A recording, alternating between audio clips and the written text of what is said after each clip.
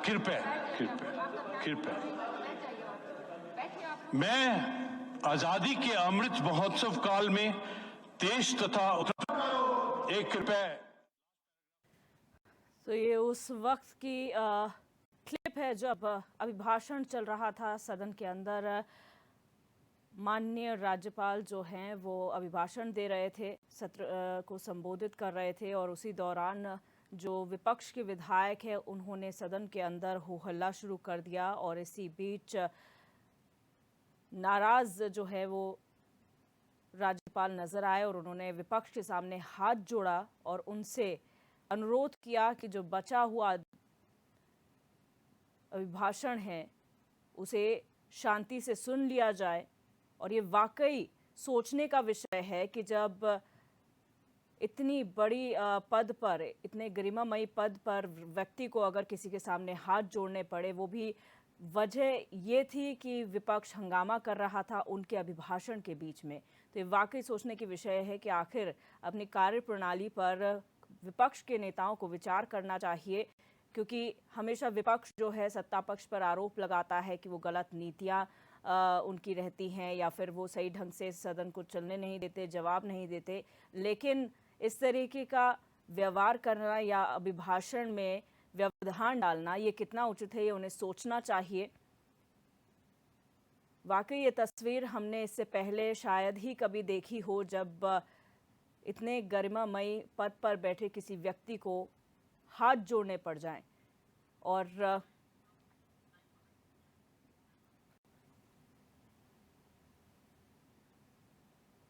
और हमारे संवाददाता रोहित विक्रम सिंह इसी खबर पर हमारे साथ जुड़ चुके हैं। रोहित, ये जो पूरा घटनाक्रम हुआ है जहां पर राज्यपाल को विपक्ष के सामने हाथ जोड़ने पड़ गए, इसको लेकर क्या चहल पहल देखने को मिल रही है राजनीति में, क्योंकि वाकई बड़ा घटनाक्रम है।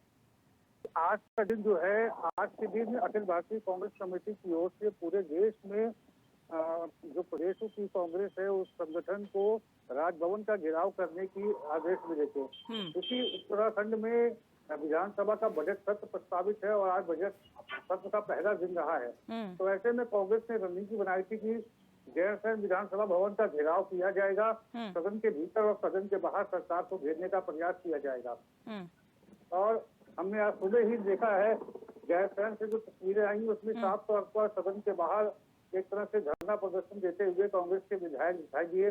और जिस समय राज्यपाल का जो अभिभाषण चल रहा था, जब वो बजट पर अभिभाषण दे रहे थे, उसी समय कांग्रेस के जो तमाम विधायक हैं वो लगातार हो हल्ला करते हुए दिखाई दे रहे थे, जिससे नाराज होकर राज्यपाल को हस्तक्षेप करना पड़ा। और राज्यपाल ने कांग्रेस के विधायकों के सामने यानी विपक्ष के सामने हाथ जोड़े कि मैं आपसे हाथ जोड़ के विनती करता हूँ कि अंतिम पैराग्राफ बचा हुआ है अभिभाषण का, इसे मुझे पढ़ लेने दें।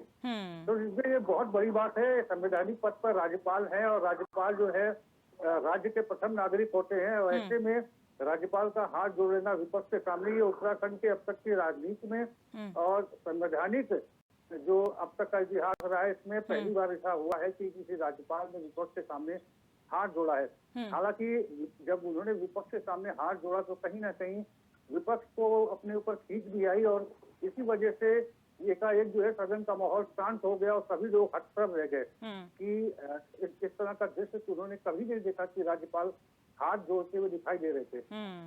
तो निश्चित तौर पर ये कांग्रेस का आज की रणनीति का हिस्सा था, क्योंकि उन्हें राजभवनों का घेराव करना था और केंद्र सरकार की नाकामियों को, राज्य सरकार की नाकामियों को उठाना था। और जो उनका हाईकमान है उसकी तरफ से निर्देश मिले थे, लेकिन उत्तराखंड में गैरसैंण का बजट सत्र आउट होने की वजह से ये पूरा हंगामा बजट सत्र को लेकर रहा। और सदन के भीतर, सदन के बाहर हमने देखा कांग्रेस के तमाम लीडर से उनको पुलिस बल ने रोकने का प्रयास भी किया, लेकिन वो कहीं ना कहीं पुलिस बल से भी भिड़ते हुए दिखाई दिए। तो इन्हीं सब रणनीति के तहत ये पूरी गतिविधियां चल रही थी, जिस दौरान राज्यपाल नाराज हुए और उन्होंने हाथ जोड़ने का काम किया। और कहीं ना कहीं इस कृत्य से जो है विपक्ष की एक तरह से किरकिरी भी हुई है, क्योंकि संवैधानिक पद पर बैठे हुए, इतने महत्वपूर्ण पद पर बैठे हुए राज्यपाल यदि विपक्ष के सामने हाथ जोड़ते हैं तो कहीं ना कहीं ये सोचने वाली बात है, चिंता की बात है। बिल्कुल रोहित, लेकिन अभी तो सिर्फ सत्र शुरू ही हुआ है, अभी और दिन है, अपने सवालों से जो है घेरा जा सकता है। आप सदन के बाहर पहले से ही प्रदर्शन कर रहे हैं, आप उसके माध्यम से आप जो है अपनी बात रख सकते हैं, लेकिन राज्यपाल के अभिभाषण के दौरान इस तरीके से अपने कार्य योजना को अमल में लाना कहाँ तक उचित है? किसी भी पार्टी के लिए, चाहे वो सत्ता पक्ष हो या विपक्ष हो, अगर कोई गरिमामय व्यक्ति अपनी बात रख रहा है सदन में हो या फिर कहीं पर भी, तो आपको थोड़ा सहनशील होना पड़ेगा इस चीज के लिए।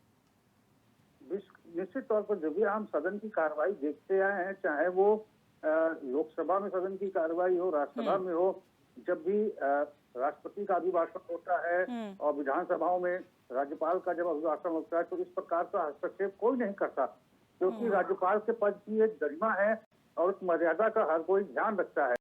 अब चूंकि कांग्रेस ने अपनी तय रणनीति के तहत उसको आज के दिन हो हल्ला मचाना था और सरकार की घेराबंदी करनी थी। अब चूंकि राज्यपाल जो है सरकार का बजट अभिभाषण पढ़ रहे थे, तो ऐसे में विपक्ष को ये नामंजूर गवारा रहा और इसी को लेकर वो हो हल्ला करते रहे, जिसको लेकर बाद में राज्यपाल ने नाराजगी दिखाई और हाथ जोड़ने का काम किया। एक जना गांधीगिरी तरीके से विपक्ष को शांत कराने का प्रयास किया, लेकिन राज्यपाल के हाथ जोड़ने के बाद ये सदन में सन्नाटा हो गया, विपक्ष शांत हो गया और सभी बहुत चक्के रह गए, सभी हतप्रभ रह गए कि ये आखिर हुआ तो क्या हो गया। और पूरे घटनाक्रम का जो सत्ता पक्ष है, बीजेपी ने घोर निंदा की है। बीजेपी का साफ तौर पर कहना है कि हल्ला मचाना ही कांग्रेस का मकसद रह गया है। कांग्रेस की इन्हीं हरकतों और इन्हीं कारनामों की वजह से सरकार और जनता ने सरकार से, चाहे वो केंद्र की सरकार हो चाहे राज्यों की सरकार हो, कांग्रेस को बेदखल कर दिया है। जी रोहित, बहुत शुक्रिया हमारे साथ जुड़ने के लिए और तमाम जानकारी साझा करने के लिए। और हमारे साथ मेहमान भी जुड़ चुके हैं फोन लाइन पर। सुनीता विद्यार्थी बोड़ाई बीजेपी प्रवक्ता हमारे साथ जुड़ चुकी हैं फोन लाइन पर, और राजेश चमोली जी कांग्रेस प्रवक्ता, वो भी हमारे साथ फोन लाइन पर जुड़ चुके हैं। आप दोनों का बहुत स्वागत है HNN 24/7 में। सबसे पहले राजेश चमोली जी, आपके पास आऊंगी। विपक्ष का ये एजेंडा था आज का कि आप लोग राजभवन का घेराव करेंगे, वो नहीं हो सका।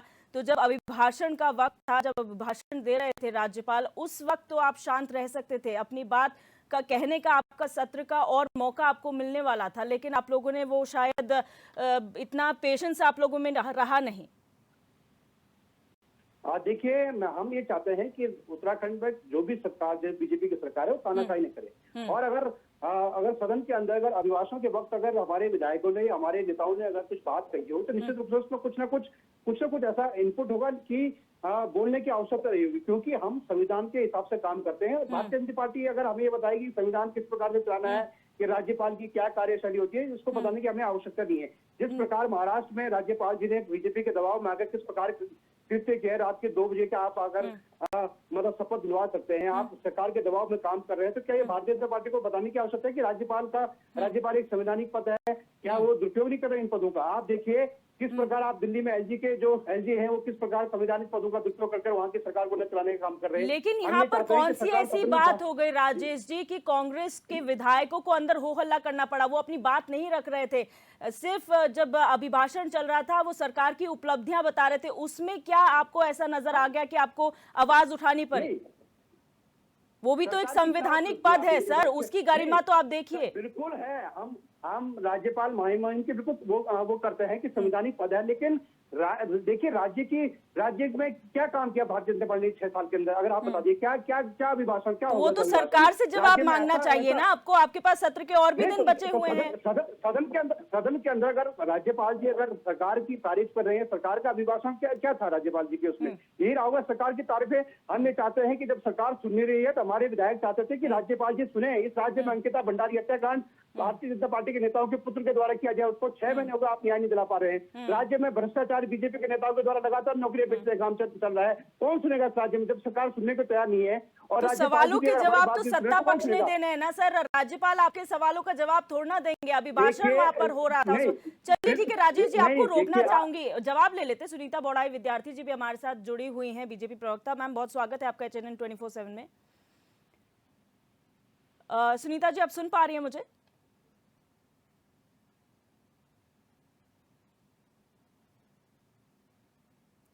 लगता है हमारी आवाज उन तक नहीं पहुंच पा रही, एक बार फिर जुड़ने की कोशिश करेंगे। जी राजेश जी, अपनी बात पूरी करें।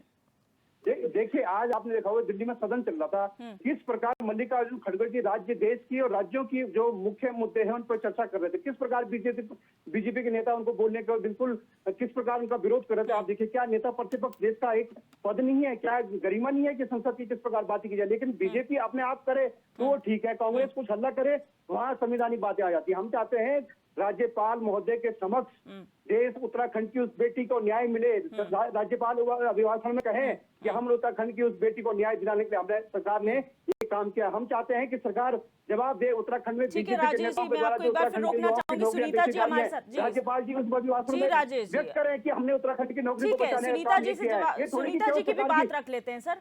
सुनीता जी हमारे साथ एक बार फिर जुड़ चुकी हैं।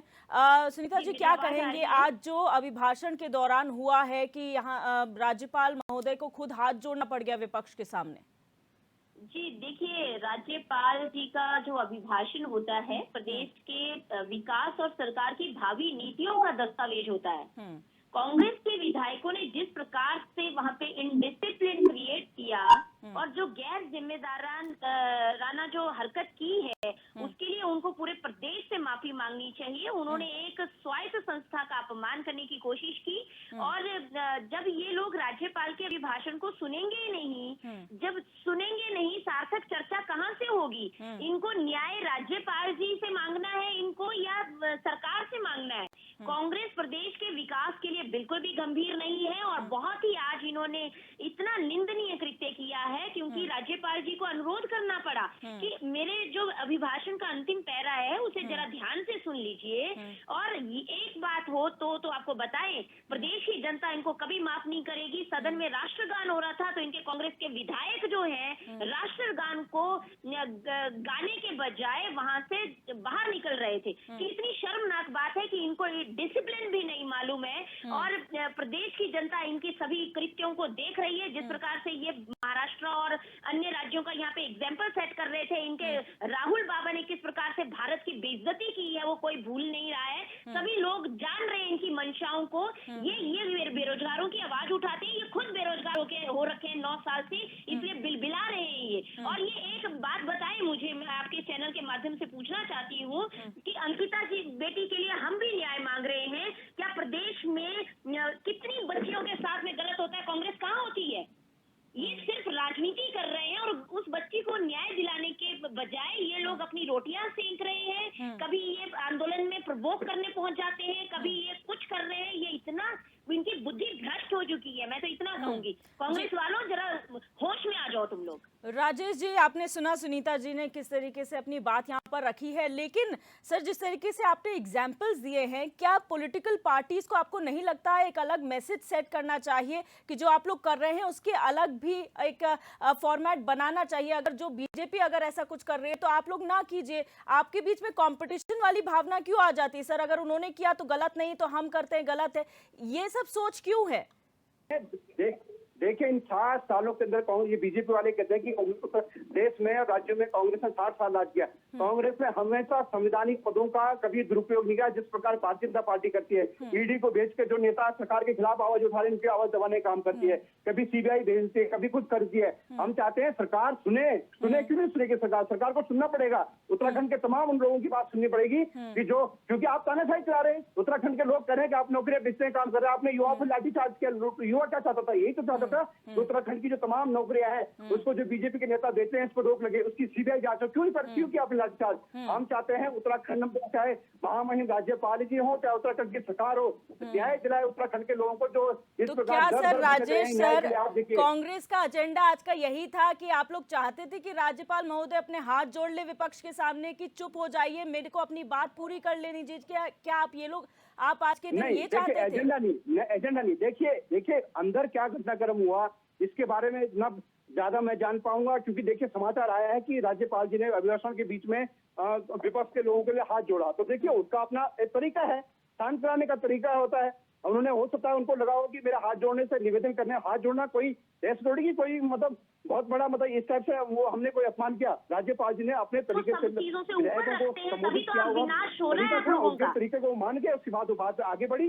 लेकिन हम चाहते हैं ये सदन ऐसा ना जाए, ये सत्र ऐसा ना जाए कि बीजेपी हर प्रकार से जो तानाशाही इस राज्य में अच्छा जारी है, राजेश जी, मैं उस ये पर जानना सरकार चाहूंगी कि आज तो सिर्फ अभिभाषण था, तब इतना विरोध आप लोगों ने किया है। आप लोग कहते हैं कि सरकार ने जो है सत्र का टाइम ड्यूरेशन बहुत कम रखा है। अगर इसी तरीके से आप लोग प्रदर्शन करेंगे तो सर हर दिन हम लोग स्थगित देखेंगे कार्यवाही को कि आज विपक्ष ने हंगामा किया और स्थगन हो गया है सत्र का। नहीं तो हम क्या चाहते हैं? हम ये तो चाहते हैं सत्र, हम तो चाहते हैं सरकार सत्र चलाए। पिछली बार आपको पता होगा जब सत्र चल रहा था तो सरकार की स्वयं की विधानसभा अध्यक्ष क्या कहती है कि हमारे पास विजिलेंस नहीं है, इसलिए हमने 7 दिन का सत्र 3-4 दिन में निपटा के चल दिए। क्यों चल दिए आप 4 दिन का सत्र, 5-7 दिन का सत्र 4 दिन में? आपकी जिम्मेदारी बनती है कि आप राज्य के उन तमाम मुद्दों पे 500-600 के आसपास प्रश्न लगे हैं इस विधानसभा में, आप कैसे जवाब देंगे? 70 विधानसभा है, 70 विधायकों ने सवाल लगाए हैं। वो चाहते हैं राज्य के विकास पे चर्चा हो, ना कि सरकार सिर्फ अपनी बातों को इधर उधर घुमाकर और अपने मतलब अपना तारीफें करके इस सत्र को निपटाया जाए। हम चाहते हैं बजट सत्र है राज्य का प्रमुख, जिसमें 1 साल पूरे इस बजट सत्र के तहत राज्य का विकास होना है, उस पर चर्चा हो, परिचर्चा हो, उस पर लोगों को विश्वास हो कि हाँ ये सरकार धरातल पर कुछ कर रही है। खाली वहां जाके सैन सपाटा करके आपने कहा कि ग्रीष्मकालीन, आप मुझे ये बता दें कि आपने ग्रीष्मकालीन जो मतलब ये गैरसैंण जो हमारी राजधानी है जिसको ग्रीष्मकालीन बनाया, आपने एक पत्थर अगर वहां पर लगाया हो ग्रीष्मकालीन के लिए, तो आप जवाब दीजिए ना कि हमारी सरकार ने इन 6 साल के अंदर पहले कांग्रेस आरोप लगाती थी कि आप वहां पे सत्र नहीं कर रहे, आपको बीजेपी वहां पर सत्र कर रही है, तो फिर आप और मुद्दे चले जाते हैं और मुद्दों पर चले जाते हैं। कम से कम शुरुआत तो कहीं से हो रही है ना सर, उसको अप्रिशिएट तो करिए। शुरुआत तो आपको पता है, पिछली बार सत्र चल रहा था, क्या कहा मुख्यमंत्री जी ने कि जी हम तो 4 धाम की यात्रा मतलब वहाँ पे वो ना हो, प्रभावित ना हो, इसलिए हम ये सत्र नहीं कर रहे वहाँ पे। ये तो सरकार ऐसी है, इनके अपने हिसाब से जो सेट बैठता है उसको वो एजेंडा ही सेट करते हैं। हम ये फिर कह रहे हैं, हम ये चाहते हैं कि इन 6 सालों में जो कुकृत्य भारतीय जनता पार्टी ने इस राज्य में किए हैं, चाहे नौकरी बेचने का काम किया है, चाहे बेटियों को मारने का काम कर रहे हैं, चाहे खनन में लूट जो चल रही है, जो भ्रष्टाचार बीजेपी के नेता कर रहे हैं, उस पर राज्य सरकार सदन में जवाब दे, हमारे विधायकों को जवाब दे, 310 के तहत जवाब दे, 58 के तहत नियम के तहत आप जवाब दीजिए ना। आपका काम है, आप विपक्ष का काम है, विपक्ष सवाल पूछेगा, किसको पूछेगा बताइए? सरकार से तो पूछेगा। और सरकार से आप देखिए, कई बार हम राज्यपाल महोदय जी के पास ज्ञापन देने जाते हैं, नहीं देते, राज्यपाल महोदय जी नहीं देते हमें। पिछली बार क्या हुआ, ये तो मुख्यमंत्री जी के पास ठीक है, हमने आप दोनों की बातें सुनी। हम उम्मीद यही करेंगे जो आगे आने वाला सत्र बचा हुआ है, जितने दिन सत्र का चलेंगे, तो आप कम से कम जो है विपक्ष अपनी बातों को विद प्रूफ रखे, ताकि जो है इसका कोई सोल्यूशन निकल सके। क्योंकि ऐसा लगता नहीं है कि अगर आप लोग इस तरीके से बवाल करेंगे तो उसका कोई सोल्यूशन उस बात का निकल पाएगा। उससे आप दोनों मेहमानों का बहुत शुक्रिया हमारे साथ जुड़ने के लिए और अपनी अपनी बात रखने के लिए।